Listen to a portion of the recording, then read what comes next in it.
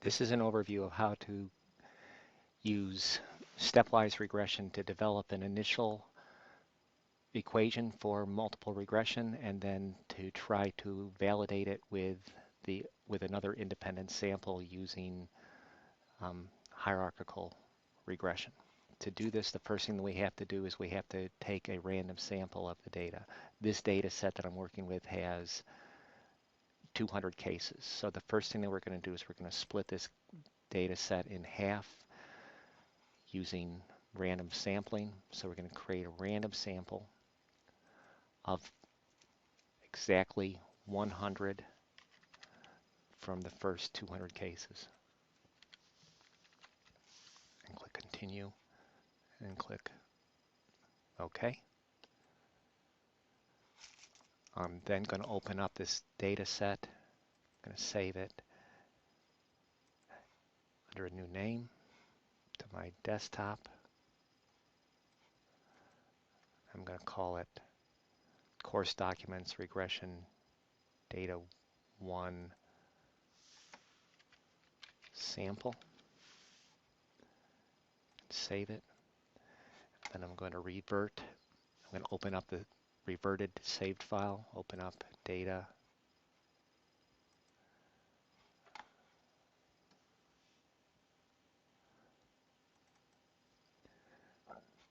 Click on Open, revert to saved, and we'll open up my data set.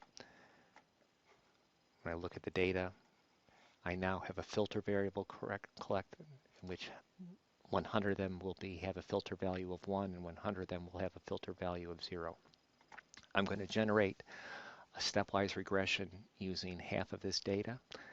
The challenge with stepwise regression is that it may take advantage of type 1 error rates. It kind of fishes for the best set of predictors, and those best set of predictors tend to be sample dependent. So part of what we want to find out is whether or not the linear equation that we generate using stepwise regression can be validated with an independent sample. So we're going to go to Analyze, Regression, Linear. We're going to predict science score from gender, reading, and math scores.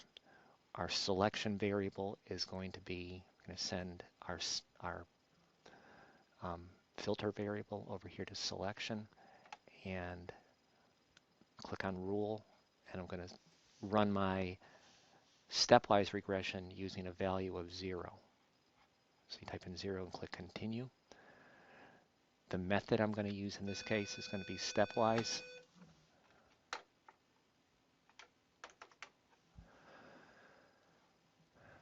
I'm going to click on Statistics. I'm going to want descriptives, collinearity diagnostics, case-wise diagnostics, and I'm going to click Continue.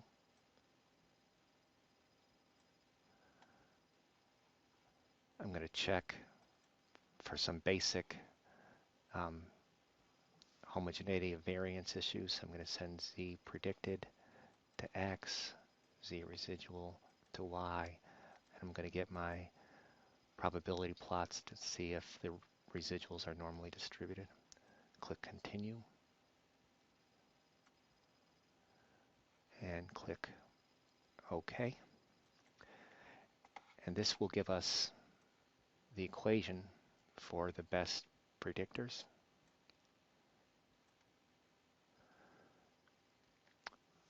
And what we can see is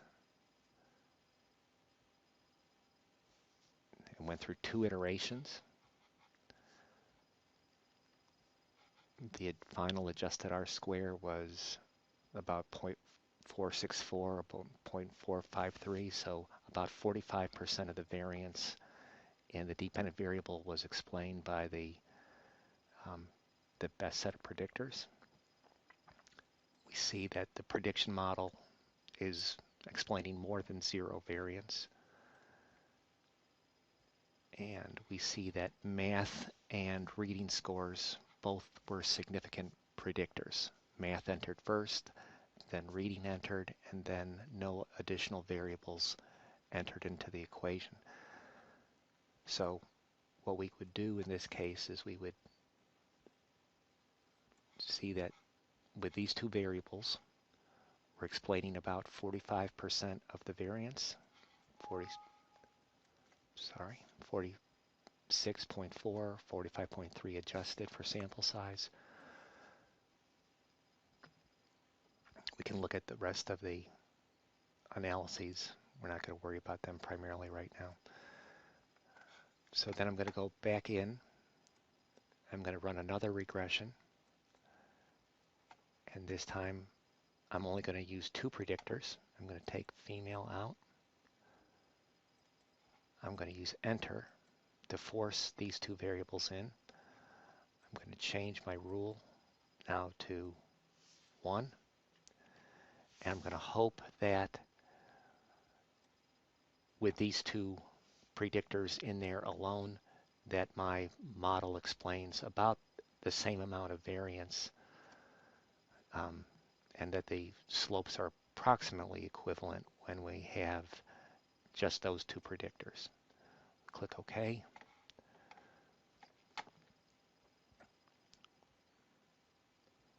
We look down to the adjusted R squared, and we can see that we're doing a little bit better this time. Instead of it being 45%, we're up to about 49%. So the model is about 4% better with the validation sample than it was with the initial sample.